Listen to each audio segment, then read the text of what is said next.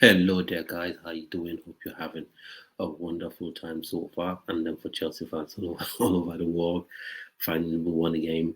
If you saw the last video, and indeed you watched the game versus Brighton. So happy days. Hopefully, that form is taken into the game versus Fulham. Today's video, I feel I just want to speak on four players that I think are absolutely fantastic, or would be absolutely fantastic going into the rest of the season, especially if Mauricio Pochettino would play them in their right positions and doesn't mess about. So um, just play them in the right positions, no NASA type machination anymore on the pitch. Just play them according to their strengths, play them in their natural positions, and I think will do very well. And then there's a comment he made about one of them now. A bit skeptical about, and I hope is nothing more than just a statement and nothing more, should I say, sinister behind it. So let's go in. So the first of those players, I think, is part of this new Fantastic Four is, I'm guessing you're guessing the same player, Cole Palmer.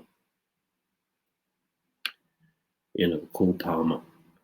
That's the player that I think, you know, should be part of the this new Fantastic Four, or about this new Fantastic Four, because he showed in the game, in the various cameos he's made. He's shown the various cameos he's made in the Bournemouth game. He showed what he could do. He showed drive. He showed skill. He could pick a pass, even if he was still a bit rough about around the edges. And then the second game as well, he came off the bench against Aston Villa when the game was well and truly over, in my estimation. But in this Carabao Cup game, where he played in the 10 role, I think he should be starting going forward. He should be starting that 10 role, no if buts or maybes. Only one player that I will mention towards the end of this video should be capable of keeping him on the bench. I don't want to see Ian Martin playing the 10 role. I don't want to see Sterling playing the 10 role. I don't want to see Gallagher playing the 10 role.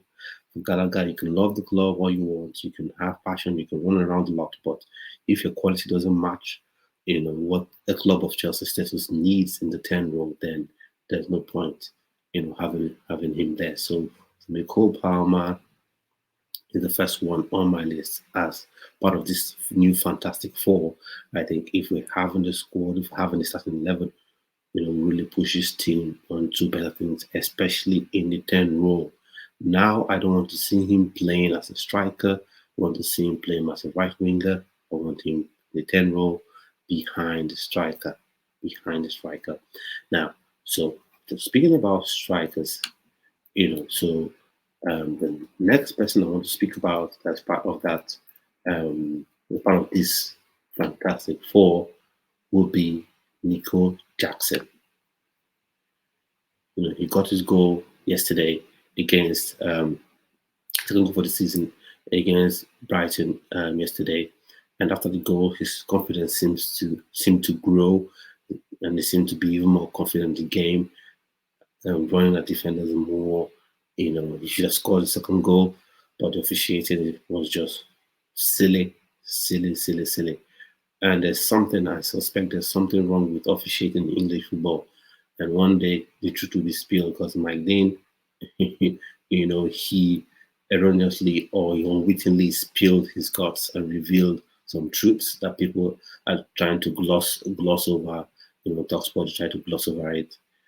But for me, I think there's something going on with officiating in English football, and one day the truth is going to be revealed. But that's a discussion for another day. He should have had a second goal. He didn't. Sadly, he will miss the Fulham game due to a combination of 5 yellow cards. So he wouldn't be available for the Fulham game. So maybe a Broja or David Washington will play in his stead. But once he comes back, I want to see him in that 9 role. Being in that 9 role, I don't want to see him having to spend so much time in the midfield looking for the ball, and Fernandez should feed him the ball. And then as well with having Palmer, that's why I say it's key to have Palmer playing that 10 role, because you could see the pass You could see the pass, Cole Palmer. It was just instinctively. If you've got it, you've got it. If you don't, you don't. So instinctively, he saw him, he made the pass, and all Nico Jackson had to do was to finish on the chance. So for me, you must have those two on the pitch, and he's the second in person or second member of that fantastic four. So now the next person on that list is someone who has been much maligned, someone who many people have criticized both fairly and unfairly, and especially because of due to the price, his transfer price, which he has nothing to do with. But that's football. If you're bought for 100 million, but for 88 million, you have to prove that you're worth that price point on the pitch. So speaking of none other than Mikhailo Modric.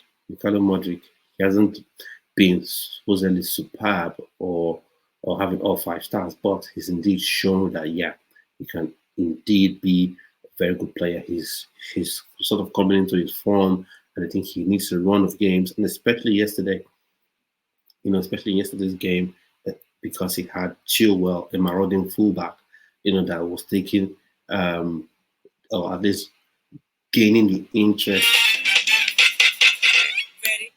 I was gaining the interest of what's called. I was gaining the interest of the opposing fullback of Brighton. So he needs a run of games. I don't want the Fulham game. I don't want to see him on the bench or dropped out of the squad completely.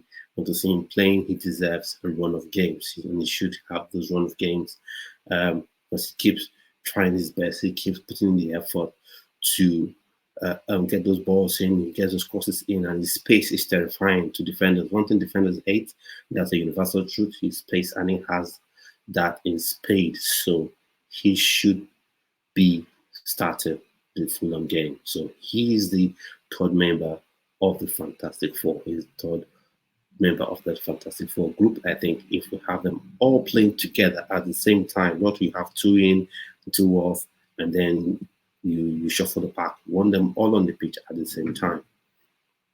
And then the last member of this Fantastic Four group also is for me Madueke, Noni Madueke.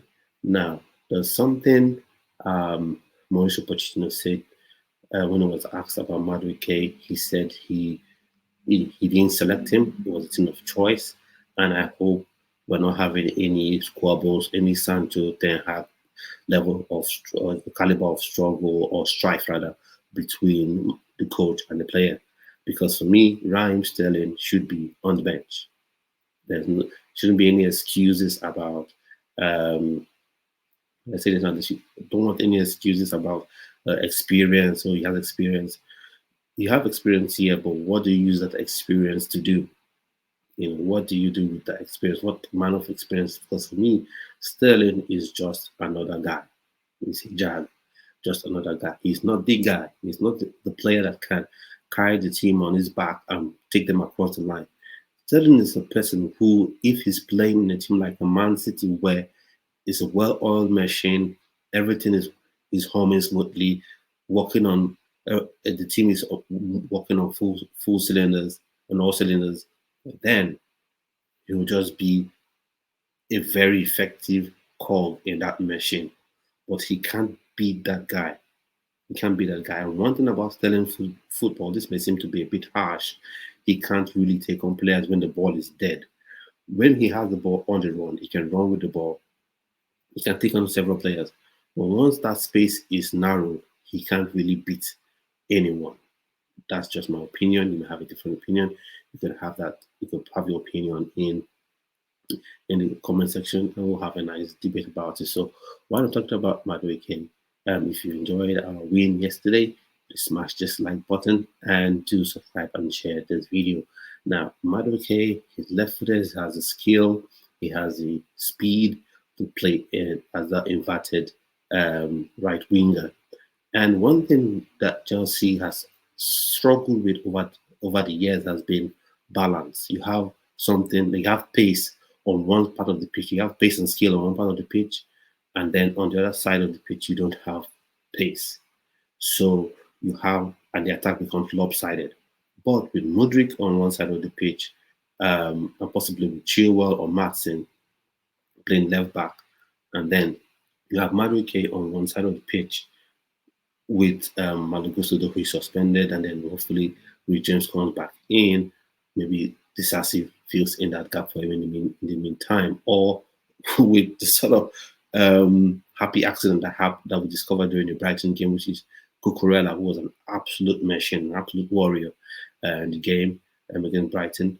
He can play at right back, he can play as a right back there. So having Cucurella with decent pace there, at least enough to attract the interest of the fullback. So you have that nice balance. So for me, Madueke is the fourth member of the Fantastic Four.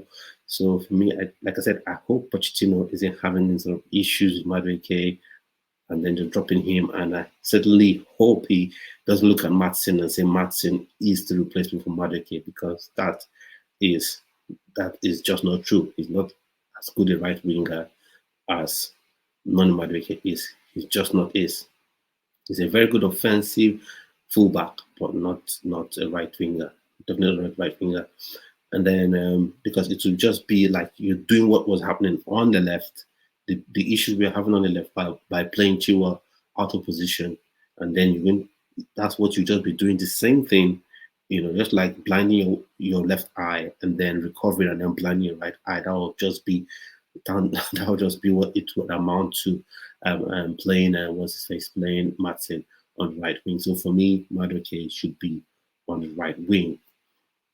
Now, the one person that may be threatened as a member of the Fantastic Four for me is Cole Palmer. Not because he's not good enough, he's most certainly good enough, and with the decent run of games, he would really show what he's all about there. He will show more things that we haven't seen, and indeed convince Mauricio Pochettino. But it's just that the team has someone who's better than him at the moment, though he is out injured, and that is Christopher Nkunku.